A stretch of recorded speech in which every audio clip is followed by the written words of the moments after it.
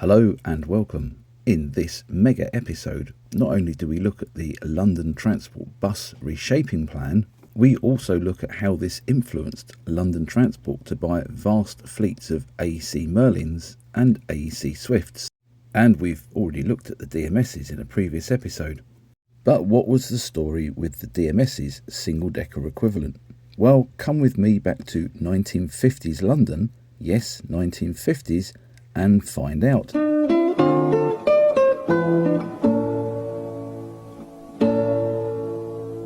Now at this time, London Transport, in common with a lot of other bus operators, were going through a staff shortage. In fact, since the 1950s, they'd been experiencing difficulty in providing bus services within the capital. Now, this wasn't all to do with staff shortages. The increase in private motor traffic was causing congestion, and industrial relations in the organisation were pretty poor, to be fair. During the 1950s, the issue of London's public transport would attract the attention of several national politicians. This would result in two committees of inquiry being formed to investigate the reason why London Transport was failing and if there was a way of reducing costs with the operation of LT. Their report would be delivered as far back as February 1955, but it would only recommend limited changes to the bus services in London. The London Transport Executive had forcibly made the case that the wholesale introduction of one-man operated buses would help the situation. But the committee was against the introduction of one-man operated buses, they feeling that they would be impractical in central London and would in fact lead to serious delays and a reduction in service efficiency. Interesting, eh? The committee would go on to suggest that some routes in the country area should be converted to one-man operation. Flat fares were also examined in the committee but felt to be inappropriate in most areas of London. Another solution explored by the committee was something that was suggested by the Greater London Chamber of Commerce, and this was the wheel plan. This would see the bus services in London divided up into two groups: radial services in the suburbs terminating at the edge of the central area, and a separate system of central London bus routes. Passengers moving from the radial services of the central routes would be required to change buses at a number of interchanges on the edge of the central area. However, this was felt that this wouldn't be a suitable solution to the problem, and it wouldn't actually assist the buses when it came to the problems with the traffic on the roads at the time. This committee, which was to become known as the Chambers Committee, had no power to compel the London Transport Executive to carry out their recommendations. At the same time, the Transport and General Workers Union refused to cooperate with any of this, and when London Transport Management attempted to press ahead with the conversion of routes to driver-only operation, it was met with very little success, this being rejected by the union membership in 1959. Some years later, in the early 1960s, the problems of traffic had increased since the previous decade. The 1st of January 1963 would see the London Transport Executive replaced by the London Transport Board, and straight away the London Transport Board would be entering negotiations with the unions to introduce a programme of service reforms. However, the Transport and General Workers Union weren't happy, and they countered this by submitting a claim for increased pay and a reduced working week. The rejection of this would, by October 1963, see a ban on overtime and rest day working by union members. In desperation, in November 1963, at an attempt to break the deadlock in the disagreement, the Minister of Labour, Joseph Godber, announced that Professor Henry Phelps Brown of the London School of Economics would head a commission of inquiry. The commission would be set up to look at and review the pay and conditions of bus drivers and conductors in London. It would also take a look at the manpower requirements and working and operating conditions that were being affected by the London traffic. And they were told that their report was to pay due regard to the possibilities of increasing the efficiency of London Transport's road services. The committee finally broke the deadlock between London Transport and the union on the 12th of December when it made an interim report recommending new rates of pay, which was rapidly implemented, leading to the end of the overtime ban. April 1964, though, would see the main report of the committee being issued. This report would become known as the Phelps-Brown Report, and it made 3 recommendations. Number 1, the operation of larger buses with more seats, with experimental introduction of front entrance vehicles. Number 2 would be the extension of one-man operation to the suburban areas, and conversion of some country double-decker routes to one-man operation as well, also using front entrance buses. Number 3 would be the introduction of Standee services as recommended by the Chambers Committee, with flat fares and automatic fare collection equipment. Now at the time, London Transport was still buying vast numbers of rear-loading front-engined Routemaster buses, which, as you can imagine, don't particularly lend themselves very well to one-man operation. In fact, it's pretty much near impossible. With the words of the report still ringing in their ears, London Transport decided to trial a batch of Daimler Fleetlines and Leyland Atlanteans, both of these being rear-engine models with front entrances ahead of the front axle, which would, in theory, make them suitable for one-man operation. There would be 50 Leyland Atlanteans, which would be trialled in the city area, and 8 Daimler Fleetlines, which would be trialled in the country area. The Leyland Atlanteans would be the XA class, and the Daimler Fleetlines would be the XF class. Now, both the XAs and the XFs are worthy of a video on their own, so if you'd like to see that video, please comment down below. And with that in mind, I won't go into too much detail about the history of both classes. But, spoiler alert, and you probably knew this anyway, they weren't the most successful of buses going. London Transport was used to the incredible, phenomenal reliability of the RTs, the RFs, and to some extent the RMs. And all their maintenance procedures and overhaul facilities were based around these successful models. And it's safe to say that London Transport wasn't used to the sort of breakdown and failure rate that they had with these rear-engine double-decker buses.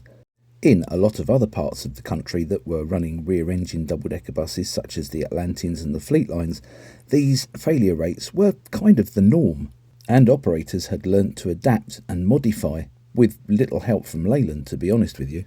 But this was something that London Transport wasn't used to. They were used to part designing a bus with a vehicle manufacturer, laying down strict specifications, and then the bus arriving, them unpacking it, and straight out the box, it working perfectly, not having to keep fiddling with it and making adjustments to get it to work. Between the XA and the XF class, though, the XF class did seem to be the slightly more reliable. London Transport fitters and engineers liked the fact the gearbox was mounted separately to the engine.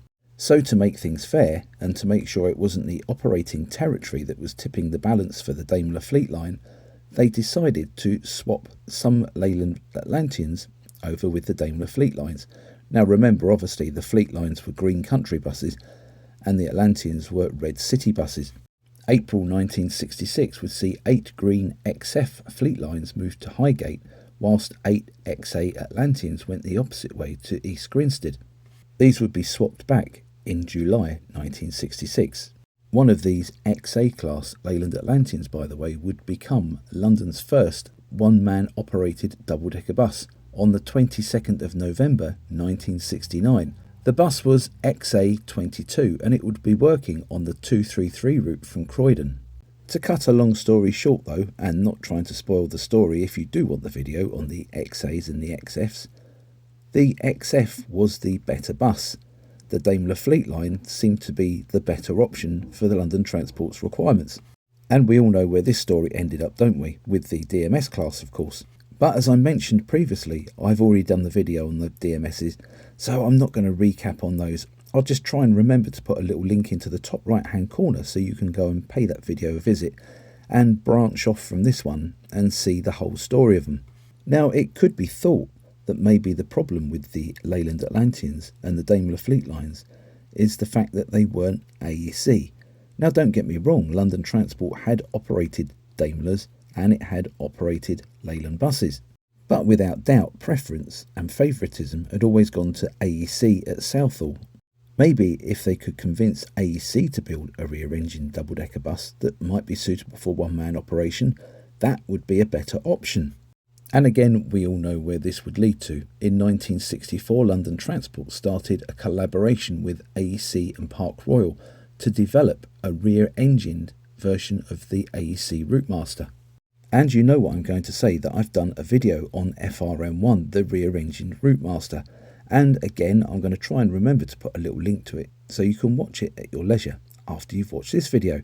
The rear-engined Routemaster was sadly killed off by Leyland, and there's always discussion as to whether it was a good thing it was killed off, whether it was a bad thing, whether it would have been a good bus, whether it would have been a poor bus. I don't know. I will leave that up to you to decide. Again, following on from recommendations in both the Chambers Committee report and the Phelps-Brown report, it was decided to introduce a route that would utilise the single-decker Standee type buses. This would be the Red Arrow Service 500 and would link Victoria Station to Park Lane and the shopping area of Oxford Street in peak hours. And this is where we get to the story of the AEC Swifts. And I'm going to digress for a little while. There's nothing new on that. You say you digress on this channel all the time. But bear with me, because I'm going to take a look at some products of Bristol commercial vehicles. Jake, you're saying you're out of your mind. You were talking about the AEC Merlins and the AEC Swifts. What's going on? Well, just bear with me and you'll see how it all figures out. In the post-war years, Bristol commercial vehicles had an awful lot of success with their ingenuity and their designs. And these designs, such as the Bristol Low-Decker, and later on in the 1960s the Bristol RE, inspired an awful lot of copycats and a lot of clones. From the Bristol Low-Decker came such things as the Leyland Lowlander, the AEC Bridgemaster, which would later be redesigned and reborn as the AEC Renown, and the cleverest and best of the lot, in my opinion, the Dennis Lowline, which cut to the chase and was just a license-built version of the Bristol Low-Decker, which was produced by Dennis Brothers of Guildford. A similar thing happened in 1962 when Bristol introduced the RE, its rear-engined single-decker bus. And once again, other manufacturers would try and copy the RE with their own designs. And this would see such joys as the Daimler Roadliner, the Leyland Panther, and the AEC Swift. Now, the reason they were trying to copy the design instead of letting Bristol just get on with it was at that point Bristol was state-owned and could only sell to the state-owned operators such as the tilling companies. However, all this would change in 1965 when Leyland would purchase a 25% shareholding in Bristol commercial vehicles. And this would mean their vehicles were now able to be sold on the open market. And this would prove very popular for the Bristol RE. Sadly though, not so much for the Bristol Low-Decker, which by that point was being built in the F series, the FS and the FLF and the FSF type buses. With the arrival of the Leyland Atlantean, the Bristol Low-Decker, being a front-engine bus, had kind of fallen out of favour, no matter how technical and how novel that low-height design was. And you could get the same layout, low height with a central gangway rather than low bridge with an offset gangway, on a rear-engine bus now. This being the Daimler Fleetline, which again was starting to prove very popular. And the irony would be that the shoe would soon be on the other foot, because Bristol would soon be chasing the other manufacturers to manufacture a transverse engine double-decker bus, as we've seen in our videos about the Bristol VR. But we're getting a little bit ahead of ourselves here, aren't we? The Bristol RE had been very fortunate that it was born at the right place at the right time, just on the cusp of the revolution that would be one-man operated buses. One-man operation itself wasn't a new thing. It had been going around in sorts since the 1950s and had been slowly gaining momentum, but it was only single-decker buses that were allowed to operate in this way. And with the length restrictions being increased on these single-decker buses to 36 foot in the early 1960s, this would mean that they could carry as many passengers as an older front-engined rear-loading double-decker bus, the RT being an example. RTs seated 56 passengers, whereas these newfangled all singing all dancing 36-foot long single-deckers tended to seat somewhere in the region of 47 to 53 passengers. They could also carry standing passengers too, which could push the amount up even higher. So now you can see how attractive these 36-foot long single-decker buses were, because you could carry the same amount of passengers on a one-man operated bus as you could in a traditional rear-loading two-man operated bus. And if you was to remove a few more seats from your single-decker bus, you could actually get a few more standing passengers in. This would become the Standee single-decker bus.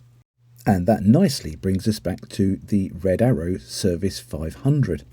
This would be introduced on the 18th of April 1966. The vehicles chosen to operate this were AECs, which, on paperwork at least, seemed to be a good idea. These would be rear-engined, 36-foot, which equates to 11 metres long, AEC Swifts. Now, London Transport referred to these as Merlins, just to confuse the issue. These first buses would be bodied by Strachan, and did bear a passing resemblance to the standard BET-style single-decker bus, apart from the front end where there was no BET-style windscreen. What they had was a split windscreen with the driver's side angled in a similar way to the RF, or indeed the Dennis Dart bodied by Wright in the 1990s. At the front, these buses had standing area for 48 passengers, and in the rear raised area of the bus over the engine was a seating area for 25 passengers. Passengers was entered via the front doors and would leave via the middle doors.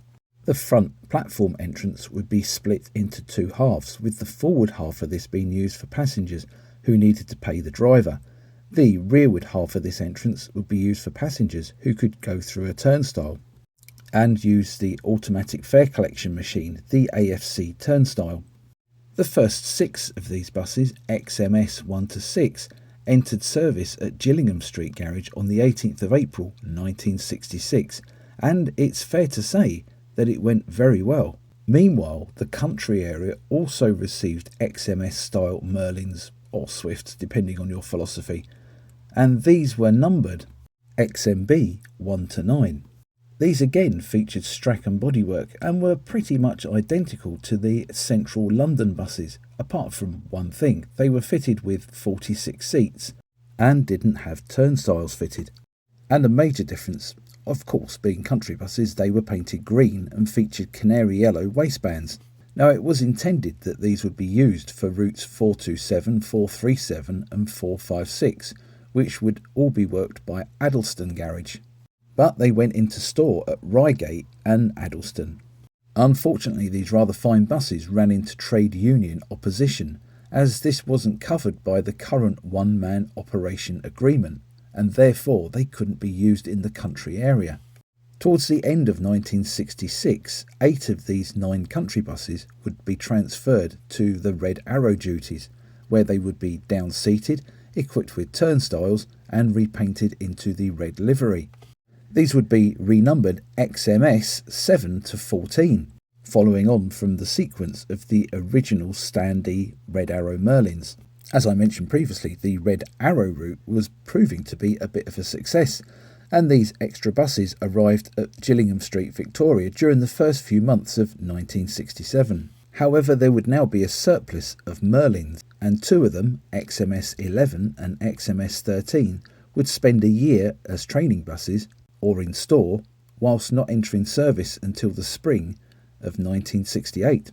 The sole surviving Merlin in the country area was renumbered from XMB1 to XMB15 in November 1966. This would give a single Merlin number sequence. Here it would lead a little bit of a nomadic existence, being used at either Reigate or Garston as a driver training bus, or on route surveys, which was to gauge the suitability of routes for the wider and longer buses. This bus would finally go into service in February 1969 on the 387 route, which ran from Tring to Albury, and it lasted here until 1973, when London Country, which by that point was part of the National Bus Company, swapped it for MB4 with London Transport, this originally being XMS4. Following on from the success of the Red Arrow launch, the board completed the drafting of the Reshaping Plan. And on the 14th of September 1966, at a press conference, Maurice Holmes, who was the chairman of the London Transport Board, would launch the Reshaping Plan. He would go on to state that this plan would be a drastic recasting of the London Transport bus services, and explained that the new system could not be brought in overnight, but would take between 10 and 15 years to complete. The vice chairman of the board, Anthony Bull, explained that passengers would be able to buy books of tickets in advance. Purchasers of these stored fares, as they were referred to, would enjoy a substantial discount. The 6 main points of the Reshaping Plan were as followed. Number 1. Principal trunk routes from the suburbs to the centre of London were to remain operated by rear entrance double-decker buses with open platforms and conductors in the medium term. A number of routes were to be shortened and counteracted with the effects of congestion, and thus this would improve control over running times. Number 2, London Transport wanted to extend the Red Arrow system of Standee buses into the West End and the City of London. Number 3 would be 40 suburban centres were to have local flat fare networks of short distance routes. These routes would be known as satellite routes and were to act as feeders to the underground stations and the trunk routes, and these would be operated by single-decker buses. Number 4. The suburban routes which weren't suitable for the flat fare networks were to retain a graduated fare system, but they would gradually be converted to one-man operated single-decker buses. Number 5 would be services in the country area of London Transport would be largely unaffected by the changes, although one-man operation was to be introduced where practical. And lastly, number 6, they hadn't forgotten about the Green Line coaches. These were to continue to operate express services, but were to offer improved connections. London Transport would go on to publish an 18-page brochure which explained the plan and would give the statistics behind it all. Early drafts of the plan would identify 38 suburban hubs where a flat fare network could be introduced, and this would introduce a new system of route numbering as well, and this would introduce a prefix letter identifying the area that the route was operating in. Each one of these centres would be allocated 10 routes, although of course it was debatable whether 10 routes would actually be initially used. This would include things like the C1 to C10 routes which were allocated to Croydon, the H1 to H10 routes which were allocated to Harrow, the P1 to P10 routes which were allocated to Peckham, and the S31 to S40 route network was allocated to Streatham. Following on from the publication of the plan, it was decided to make orders for new buses, and it was calculated that they would need about 450 of these new vehicles.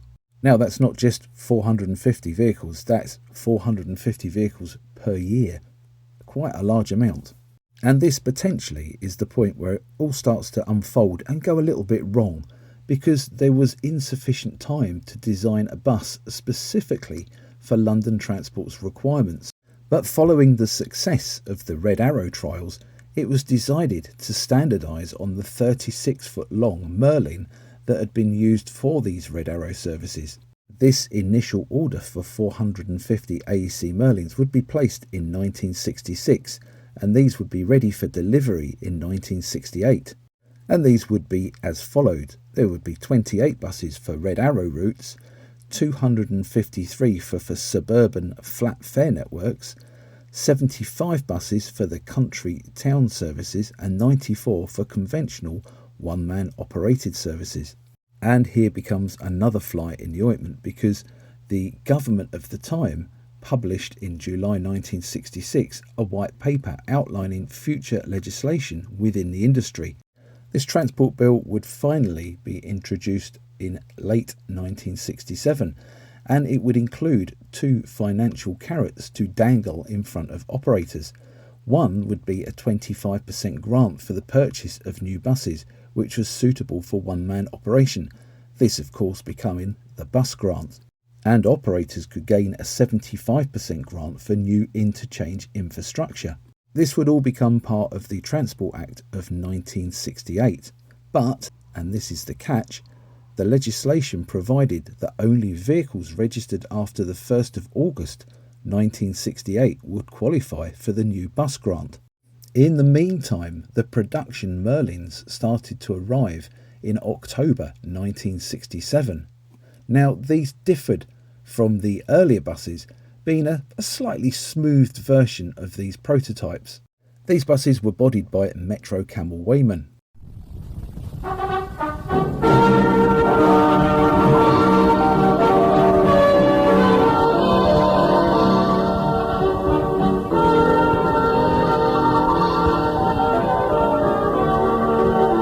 Coming to you from the beautiful Isle of Wight on the south coast of England via the Chillerton Down IBA television transmitter.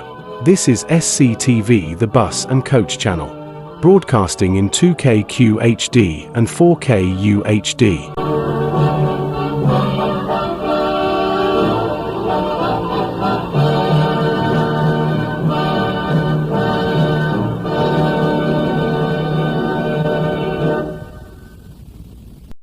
They were slightly more curvaceous than the prototype Merlins, but the main difference was at the front end, where the split windscreen had been replaced with a barrel-shaped windscreen, which again would go towards countering the reflections the drivers experienced at night. These buses would form several classes within the batch. There would be the Red Arrow buses, which were coded the MBAs. There would be the Central Suburban Standee buses, which would be coded the MBSs. And of course there were also country suburban versions of the MBS as well. And finally there was the plain old suburban buses, which was the MB class. These central area buses would have a single doorway at the front and seated 50 seats, whilst the country buses would have dual doorways with 45 seats. Now most of these buses would come from the factory with the SMM number F registration plates. But with the dithering around with the white paper and the introduction of the transport bill, and of course this financial carrot being dangled in front of London Transport, the 25% grant for the new buses, it was decided to put the Merlins into storage and re-register them after August 1968, so they would therefore qualify for the new bus grant. Most of these buses would be placed into storage in the open air, and even on some cases on grass. All through the summer of 1968 it rained. In fact, it was an incredibly wet summer, and the prolonged storage of these buses in the rain would lead to all sorts of problems with the electrical system and corrosion. Finally, the big day of the buses entering service would come, and this day would be the 7th of September 1968, and this would see 7 additional Red Arrow services being introduced, which would be numbered 501 to 507, and these would serve Waterloo, Victoria, Liverpool Street, Charing Cross and Marylebone stations. And other depots would now be operating the Red Arrow. The original one, Gillingham Street of Victoria, would operate 3 of the routes, whilst Hackney would operate 2 of the routes and Walworth would operate the other 2. The introduction to these services would see a number of existing double-decker routes which entered central London being shortened as a result. Flat fare satellite network of 6 routes, which were numbered the W1 to W6, based at Wood Green. The opening of Walthamstow Central Station on the new Victoria line would see some of the routes in that area being moved around. 7 new routes were created and 19 existing ones were altered. There were also changes to services in the Potters Bar, Hampstead, Richmond and Kingston areas, but this tended to utilise existing vehicles. Now behind the scenes, the logistics for this would result in thousands of vehicle movements, with buses being brought in from storage and existing buses being moved around from garage to garage. And it's safe to say that this was the point that London Transport probably realised that the storage of the AEC Merlins in the open air during that wet summer wasn't the greatest idea, because there were problems. The buses suffered a huge amount of breakdowns. Apart from the electrical problems with the Merlins, there were mechanical faults too. Gearboxes, throttles and alternators all soon started to receive defects. The buses had insufficient size fuel tanks, 35 imperial gallons, which is 160 litres, but sometimes they ran out of fuel. The length of the buses started to cause flexing and stress on the bodywork, and the roof section started to separate, the front domes became loose and cracks appeared around the windows, with windows occasionally even falling out. This would result in buses being sent away to have remedial work being carried out with strengthening straps and plates being applied. In addition to this, it was felt that some of the routes around London were too tight for 36 foot by 8 foot long buses, and even after a few days in service, there was noticeable scrapes and accident damage on the new buses. In addition to this, there were potentially too many changes at once, and the general public weren't impressed. They didn't like having to wait outside the Oppo bus and queue up to board and buy their ticket. They certainly didn't like the new turnstile ticket machines and insisted on using the driver every time. They weren't happy about the interchange idea either, as this meant that instead of catching a bus outside the shops where they had been shopping, they had to walk a little way up the road instead. They certainly didn't like the Standee buses not having a seat and having to strap hang all the way home. And to add insult to injury, not only did they not have a seat, they couldn't use their Red Rovers on the flat fare routes, and even more annoyingly, there were higher fares for shorter routes. Nevertheless, in October 1969, the changes continued. The opening of the third section of the Victoria line on the 25th of October would see a number of services in central London being altered, such as routes number 79 and 79A being converted to AEC Merlin one-man operated buses. A number of the country services also became one-man operated on Sundays, and on the 27th of October, a Red Arrow 509 route ran from Victoria to Kensington and would serve the museums of South Kensington. November 1969 would see further changes, and this would utilise the XA class experimental Leyland Atlanteans, which had been converted to one-man operation. These buses were also fitted with Johnson fare boxes, which was thought to be a simpler system of fare collection than the auto fare system fitted to the Merlins. As I mentioned previously, this would become London Transport's first one-man operated double-deck route, and this would be the 233, serving the Roundshaw estate near Croydon. By March 1969, London Transport was adamant that the AEC Merlin was unsuited to use in London, but in an attempt to carry on with the modernisation plan, they decided to switch to the shorter 33 foot long or 10 metre long single-deck buses. Now again, these were AEC Swifts, and this time London Transport called them Swifts rather than Merlins, although they kept the Merlin name for the longer vehicles. Unfortunately though, these buses would come with an 8.2 litre engine, which was even smaller than an RT's, which was 9.6, and the bus would be proven to be underpowered when loaded. The first 50 SM1 to SM50 were bodied by Marshals of Cambridge and were single-doored for suburban work. Delivery of these commenced in November 1969. 11 of these entering service on the 24th of January 1970 from Catford on routes 160 and 160A, and this was proven to be a little bit of a fiasco because these buses replaced RTs, and it was soon discovered, despite being shorter, that the Swifts couldn't make a sharp left turn from Eltham Hill along this route, which of course the RTs could. This would see them being reallocated elsewhere. The next batch of buses were Standee buses, and these would be SMS 51 to 100. Whereas the SMs had been single-door buses, these SMSs were dual-door buses, and again featured the unpopular and unreliable automatic fare machine turnstiles. Dual-door SMs would also go to London Country, which by now, or the time they were delivered at least, was part of the National Bus Company, this coming into force in January 1970. These buses would be SM 101 to 148. These starting in June 1970 from Leatherhead and from the 1st of August at Crawley, Addlestone and Guildford. During 1970-71, more SMS Swifts would arrive for central area use. This batch would comprise of 300 buses, SMS 149 to SMS 448. 75 of them would be bodied by Marshall and 225 by Park Royal. London Country would take another 90 dual-doored Swifts during 1971.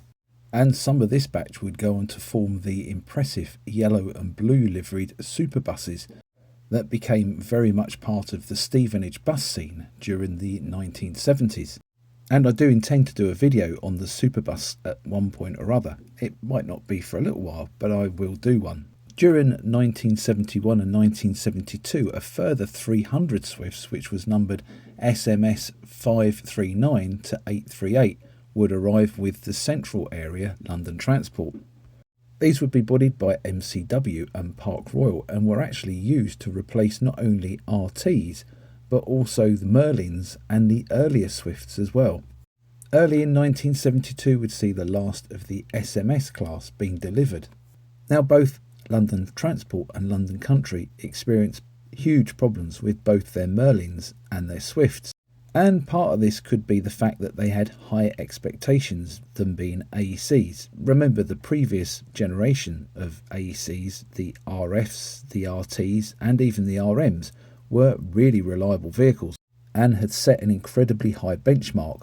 These were much more modern and complex vehicles and featured certain things like interlocks and indirect cooling system, as well as an underfloor engine laying on its side at the back of the bus, right where the airflow isn't potentially at its greatest.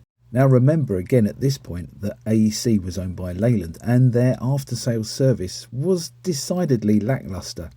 So when buses did go wrong, trying to get the spare parts to fix them was pretty much impossible, and this would see buses laid up awaiting spare parts.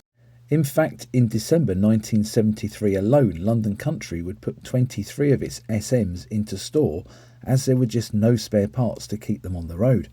Coupled to this, London Transport itself was very much committed to its Aldenham-style overhaul facility. And these buses, and of course the DMSs, didn't fit in with this maintenance style. As I mentioned in a previous video about the West Midlands PTE Bristol VRs, at this time buses had a 7-year certificate of initial fitness, and it was clear that both London Transport and London Country wouldn't really be looking at using these vehicles once that initial fitness certificate had expired. And again, if there was a bus that appeared at the right time, it would be the Leyland National. As this started to appear in service around the same time as the first of the Swifts or the Merlins certificate of initial fitness expired. And don't worry, I will be doing a video on those London Transport Leyland Nationals, but I couldn't really do that without doing their predecessors, the Merlins and the Swifts. The automatic fare collection equipment, as well as the Standee configuration on the buses, was still proving to be very unpopular. And in 1974, as an experiment, SMF 75 had the AFC equipment removed and more seats installed. At the same time, the centre exit doors were sealed shut, and it would go off to Fulwell to join the SMs on Route 90. It would be later reclassified as SMD 75, and in April 1976 it would be joined by more conversions. 1975 would see a programme to modify another 115 buses to this same specification, but it would be 1976 before the widespread conversions to SMDs actually got underway. And in the end, only 104 buses were modified in this way, all of them just having the centre doors taken out of use and sealed up rather than replaced with a proper window, which I guess goes to show how desperate London Transport was by this time.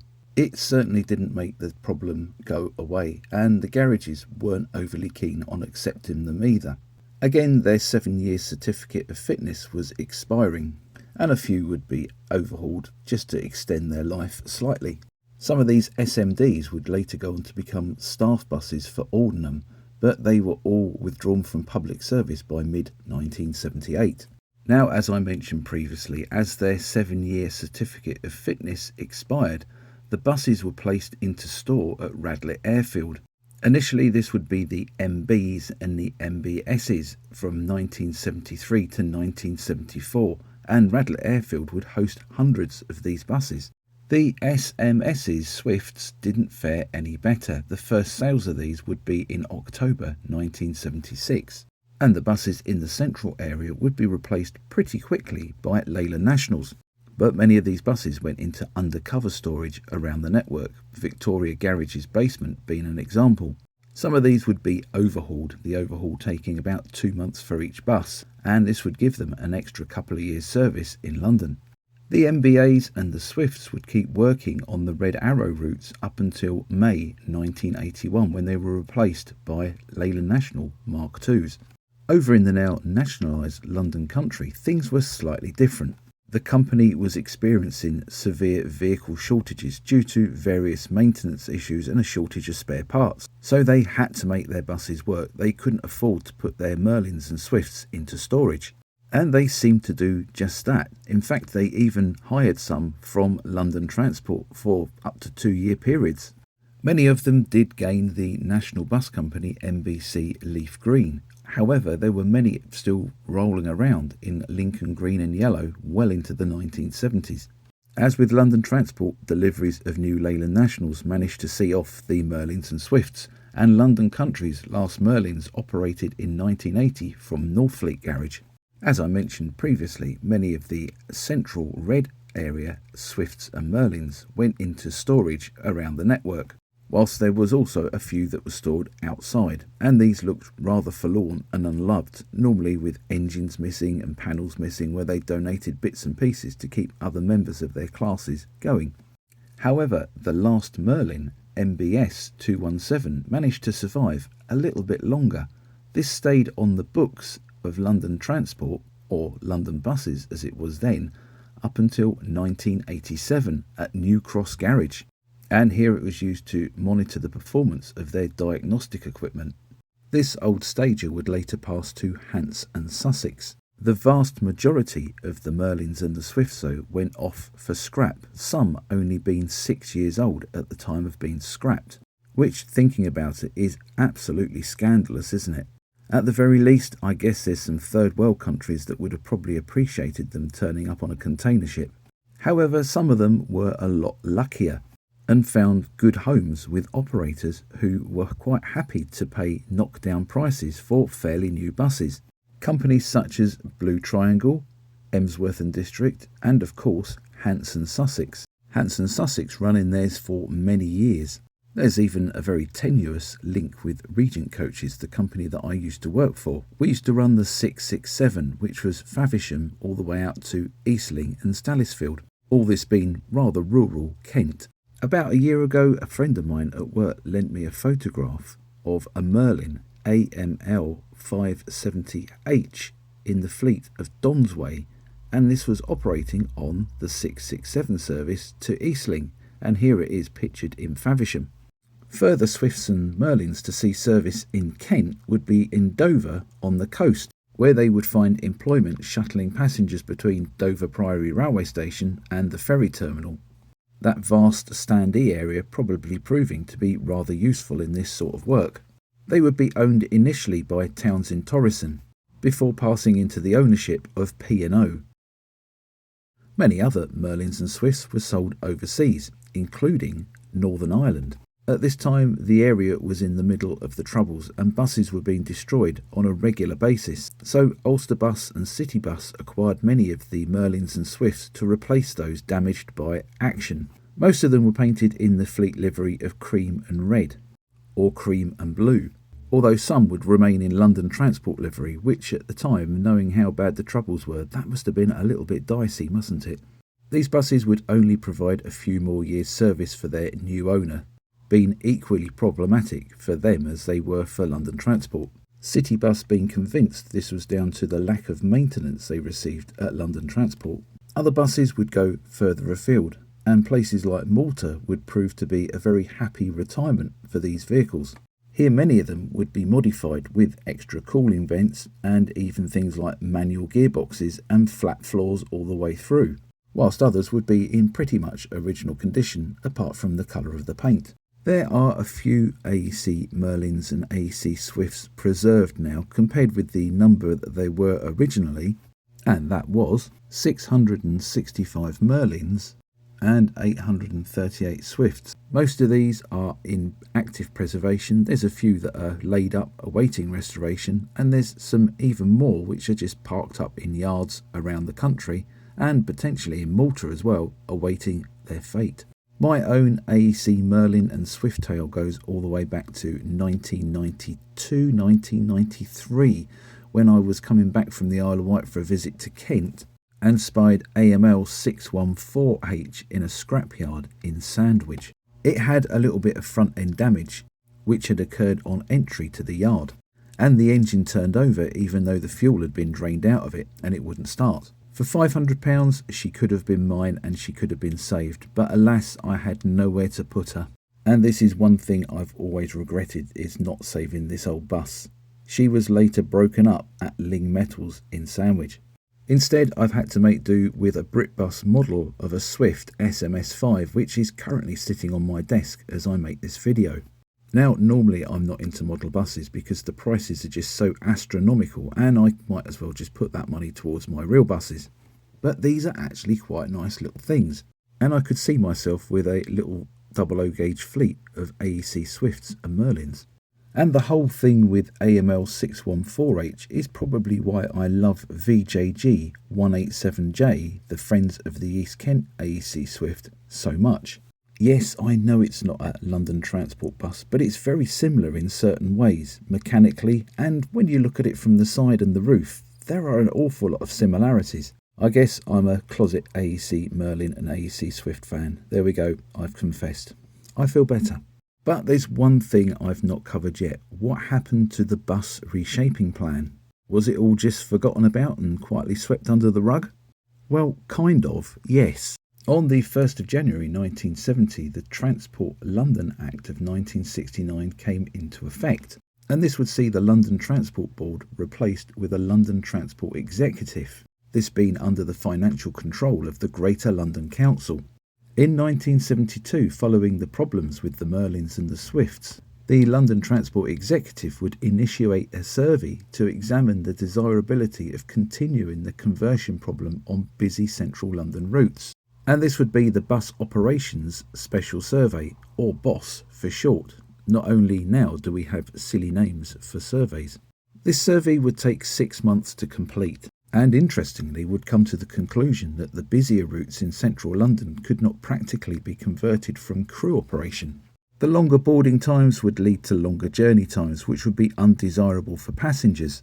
This could potentially turn passengers away and would lead to an increase in the flat fare, which would lead to a further loss of custom, the spiral of descent. The original reshaping plan would have seen the AEC Routemaster fleet due for withdrawal by 1975, and it was decided now to continue their use indefinitely. Indeed, this would also see some of the new DMS double-decker buses being crew-operated as well. There we go, we've reached the end of the story, and this has been an incredibly long video, and I do apologise for that. I'm not going to sit here and waffle on for ages and ages and ages. Please put all your comments and memories of these buses and the reshaping plan down below. I'd love to read them.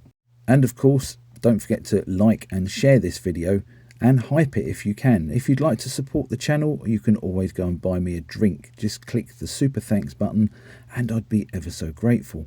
Once again, thank you ever so much for watching this and staying with it all the way through. Bye for now.